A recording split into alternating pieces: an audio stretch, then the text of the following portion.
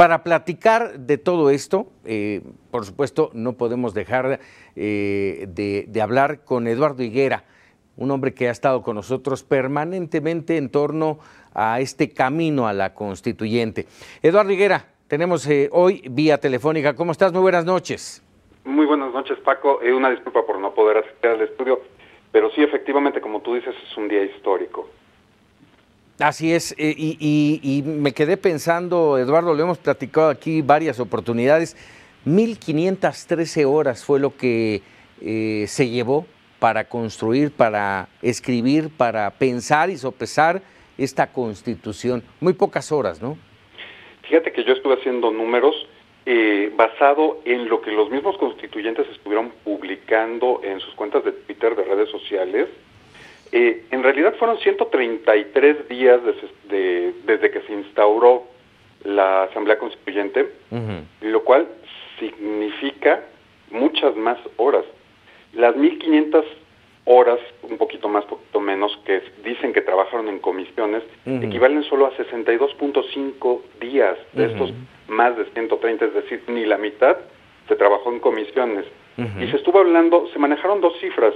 Uno la dijo nuestro compañero al aire, 530 horas de discusión en el Pleno. Otros, los mismos constituyentes, hablaron de 236 horas.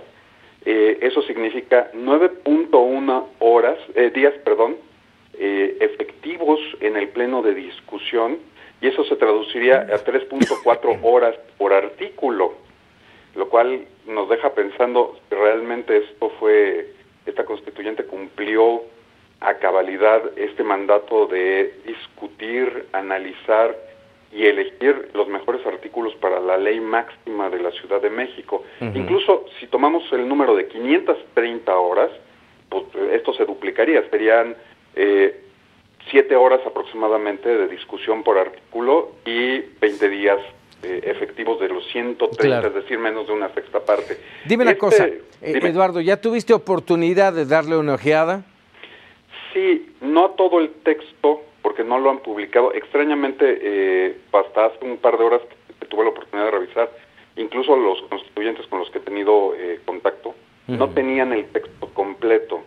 Pero en realidad, pues no hay muchas sorpresas. Me preocupa una cosa, más que el texto en sí. Ya sabemos cómo está conformado la Carta de Derechos, toda la cuestión de la comunidad, el medio ambiente, la diversidad, los impuestos, cómo se va a organizar, etcétera, etcétera. A mí lo que me preocupa es el tiempo de armonización que tuvo real.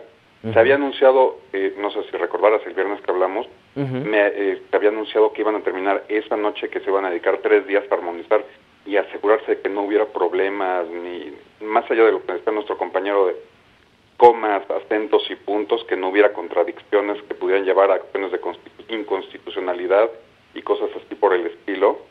Y en realidad la comisión debe haber trabajado, si bien va, 24 horas. Y se me hace muy poco tiempo.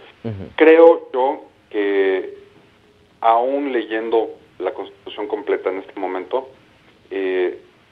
la historia está empezando. Me preocupa mucho que estén tan seguros de que no se va a cambiar nada.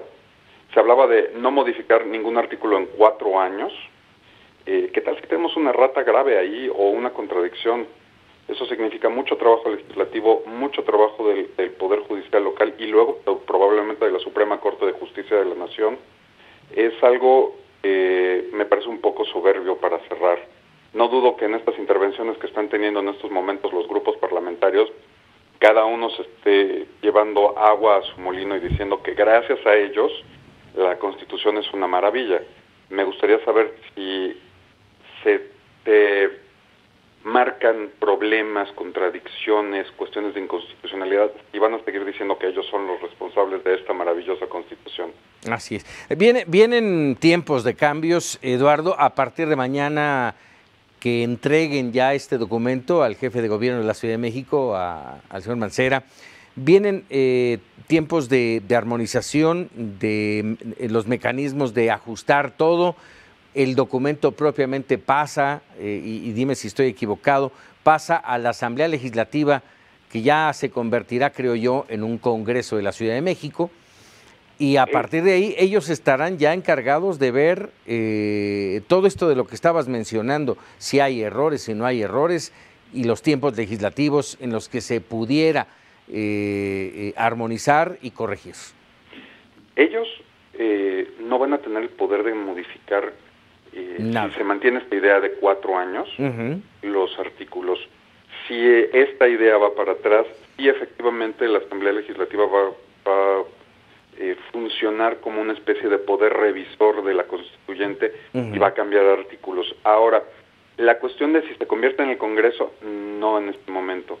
Va a seguir siendo la última legislatura de la Asamblea Legislativa del Distrito Federal hasta que tome posesión los diputados que bajo el esquema de la nueva Constitución van a ser electos en el 2018, igual que las alcaldías, igual que el nuevo jefe de gobierno, igual que los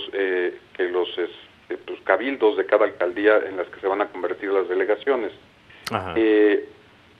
Los diputados que estuvieron en la Constituyente y que están en la Asamblea, yo creo que van a ser los líderes que van a llevar la batuta de estas armonizaciones, de estas revisiones.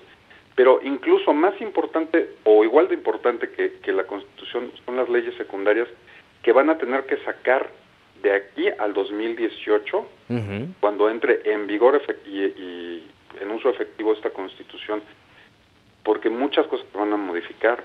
¿Cómo va a ser el régimen interno de las alcaldías? ¿Cómo va a ser los sueldos? ¿Cómo se van a hacer mecanismos de transparencia? Todo esto lo van a tener que estar legislando con tiempos legislativos, tú bien dijiste, muy cortos, muy cerrados. Van a ser tiempos muy intensos de cambio y de modificación. La Ciudad de México, a partir de hoy, tiene un antes y un después. Esperemos que el después sea mucho mejor de lo que nos ha tocado hasta ahorita. Un momento histórico, finalmente, Eduardo, que hay que aplaudir.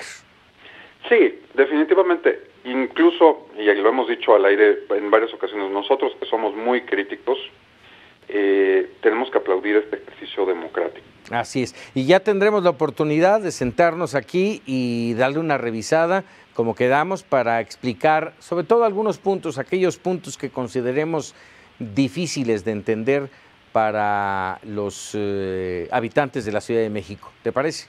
Claro que sí, como siempre estaremos al pie del cañón y con gusto informándole a nuestra audiencia y a todos los amigos que siguen tu espacio informativo. Muchísimas gracias, Eduardo Higuera. Un abrazo, buenas noches. Muy buenas noches.